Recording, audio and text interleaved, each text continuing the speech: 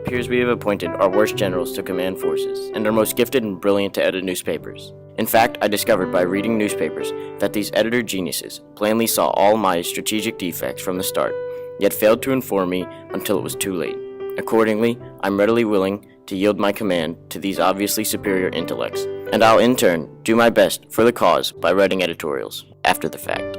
Robert E. Lee, 1863. The Civil War marked a turning point in the role of journalism in American wars. The invention of the telegraph allowed for newspapers to quickly report information of war events, such as the movement of troops or recent battles. War is a very old story, but it is a new one to this generation of Americans.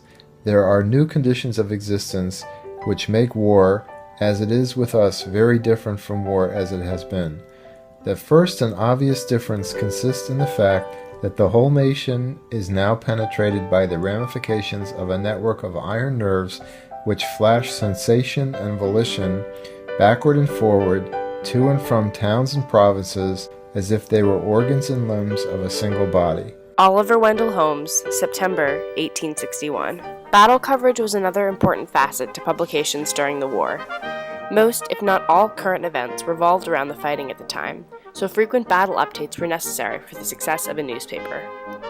While the Civil War took place mostly on Southern territory, update movements and news were important to citizens all across the country.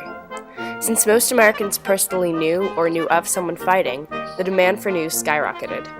The northern presses were much more advanced, and their journalists more prepared to handle news quickly. African Americans, largely unable to fight, even in the North, also participated in the surge of journalism and even held some of their own publication offices. The Christian Recorder, a Philadelphia-based paper run by the African Methodist Episcopal Church, was very influential in New York City, pulling in correspondents from all across the country. Newspapers also functioned as the important propaganda machines of the Civil War. Both Southern and Northern newspapers worked tirelessly to bolster public support in the war. In March of 1862, the Dispatch urged its readers to ask, "Why is that, with scarcely an exception, the best members of society are the most loyal in their devotion to the South, whilst those who are doubtful are, with scarcely an exception, men who are doubtful in the relations of social life, who are dissolute or false in their private character, or, if not absolutely vicious, who are weak-minded, eccentric, and unstable?" Because the Civil War was the first American war to be published at the rate that the telegraphs and newspapers allowed it to be covered, it was unclear on how the military would work with the press, and often both Union and Confederate governments and armies restricted reporting and closed newspapers, causing tensions with the press. While we emphatically disclaim and deny any right as inhering in journalists or others to incite, advocate, abet, uphold, or justify treason or rebellion, we respectfully but firmly affirm and maintain the right of the press to criticize freely and fearlessly the acts of those charged with the administration of the government, also those of their civil and military subordinates.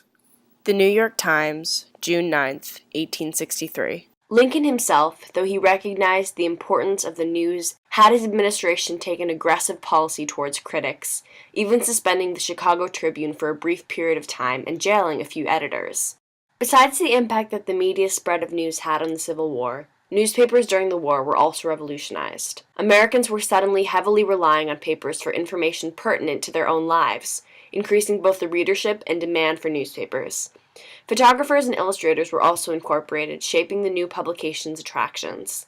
Editorials and the journalistic style of the inverted pyramid structure were created as a byproduct of the war. After the Civil War, newspapers continued to play major roles in reporting news during wars. As technology continued to improve, newspapers were able to allay more up-to-date information and print more detailed photos. Their impact on public opinion during the wars were immeasurable. The newspaper will be had, and it will be read. To this all else must give place. If we must go out at unusual hours to get it, we shall go, in spite of an after-dinner nap or evening somnolence. If it finds us in company, it will not stand on ceremony, but cuts short the compliment and the story by the divine right of its telegraphic dispatches. Only bread and the newspaper we must have, whatever else we do without.